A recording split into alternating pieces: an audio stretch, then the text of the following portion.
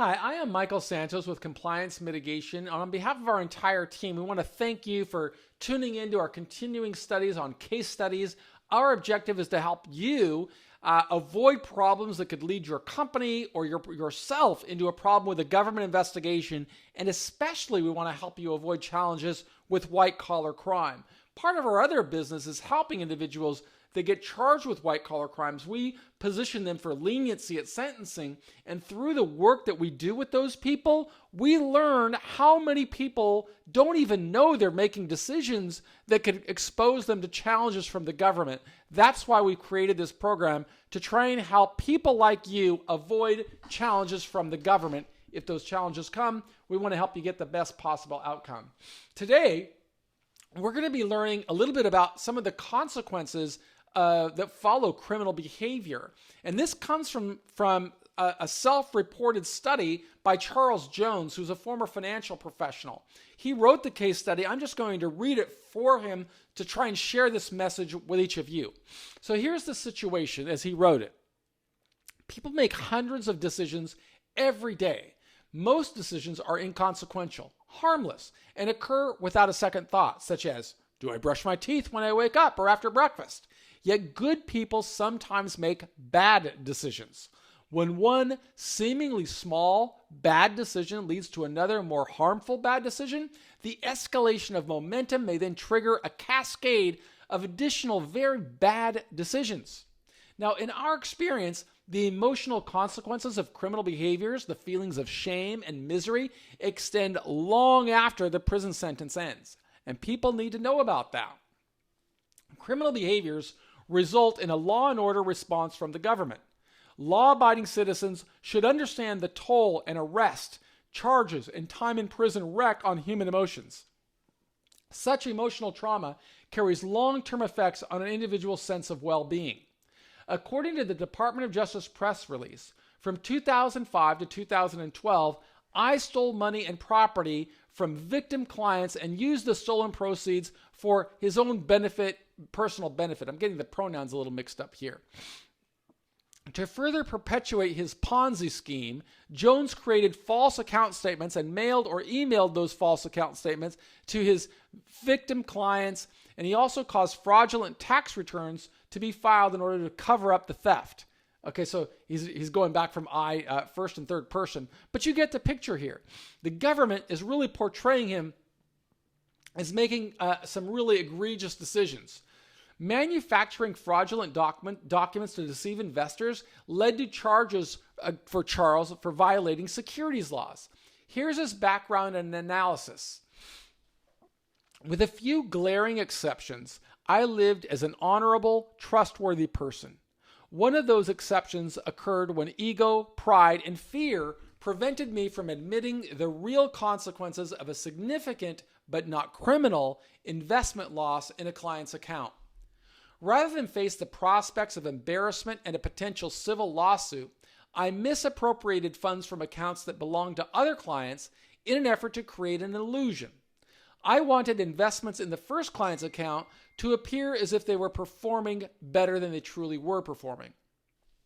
I pleaded guilty, lost my license to practice law, and received SEC sanctions. In the aftermath, I questioned what I should do with my life, but I couldn't find perspective on how to cope with the shame that accompanied my felony conviction. The government's abbreviated version of the story lacks contexts and misrepresents what transpired from my perspective. Despite omission from the government's version of events, the facts resulted in my conviction and imprisonment. My crime made the situation worse.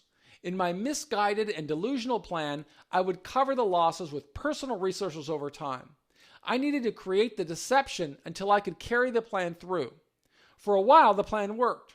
Eventually, the crime became impossible to cover. Until that moment, I did not consider myself a criminal. Knowing that I committed the crime burdened me with an overwhelming feeling of shame that I did not anticipate. So that's how Charles Jones reported his crime after he got out of prison. He's kind of still dealing with the struggle of what happened. And in the rest of his letter, we're going to read a little bit more about how he processed it. And he refers to one of our former partners, Sean Hopwood, who's now a well-known criminal appellate lawyer. He's associate professor of law at Georgetown. He's an advocate for criminal justice reform. And here's the kicker. Sean spent 12 years in prison for robbing banks as a young man. His story of redemption serves as a beacon of hope for many formerly incarcerated people. Recently, Sean published this blog on his Facebook page. It haunts me the harm I have caused on the victims of my crimes, on my family and on my community. He says, I ain't shit. And where I went to school or where I teach or where I clerked or where I'm published really doesn't matter.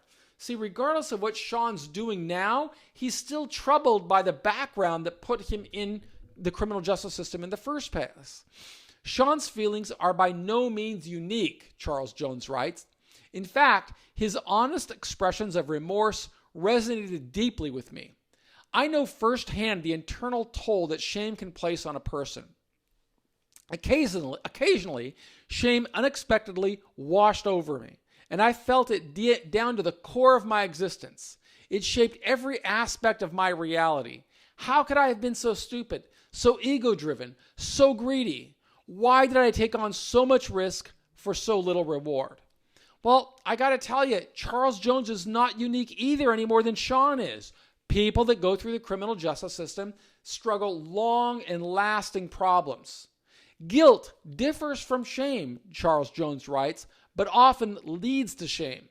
I feel guilt when I am remorseful because of something I have done, he said. That's different from feeling shame. Shame convinces me that I am not worthy because of something I have done. Shame takes the guilt I feel for my actions and internalizes it into my soul or my psyche. With shame, I become what I did. Or as Sean wrote, I ain't shit. Because of shame, I feel as if nothing else that I do will ever matter. Well, my sense is that those feelings will never completely go away, Charles writes, but I'm working to develop coping skills that help me manage the feeling rather than allowing the feelings to control me. Thankfully, I have a loving wife and family and friends who lift me up and out of that shameful fog. Often they do this unintentionally by simply showing me love, by showing me that I matter to them, or by just allowing me to be a part of their lives. While I don't recommend that anyone commit an act that could lead to 49 months in federal prison, I will say that solitude and introspection helped me realize that shame didn't have to shape my future. So the recommendations, and this comes directly from Charles Jones. I recommend other people consider the wisdom that author Brené Brown offers in her book, Daring Greatly.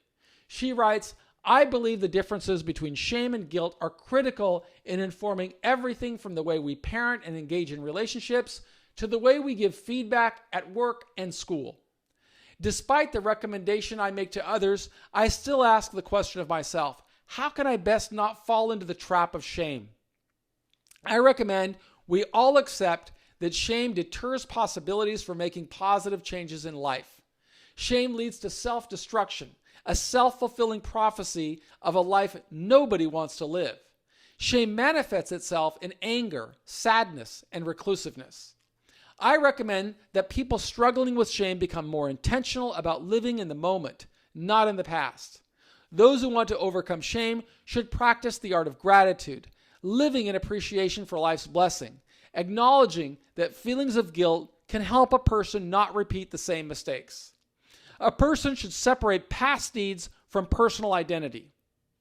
Doing so does not change reality or make crime less harmful to victims, nor does it mean the person is not accepting responsibility for harmful actions. Despite past decisions, a person can move on to develop healthy relationships and strive to live as a better citizen, husband, father, or coworker. A person can develop courage and perspective to make better decisions. Well, our entire team at Compliance Mitigation welcomes Charles Jones as a member of our team. He serves as the subject matter expert for the financial services industry, and we really try to help people understand that Charles Jones is just a human being, just like everybody watching this is a human being. There's no telling what's coming in the future, but we believe that if we share more stories with you about white-collar crime, we are going to lessen the number of people that fall under the purview of a government investigation or perhaps under the charges of a white-collar crime. Visit us at Compliance Mitigation. My name is Michael Santos. We welcome you. Remember our motto, we did the time so you won't have to.